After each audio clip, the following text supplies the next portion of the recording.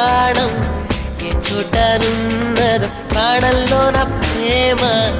ఏ చోటనున్నదో ఆలోచిస్తే అతిశయమే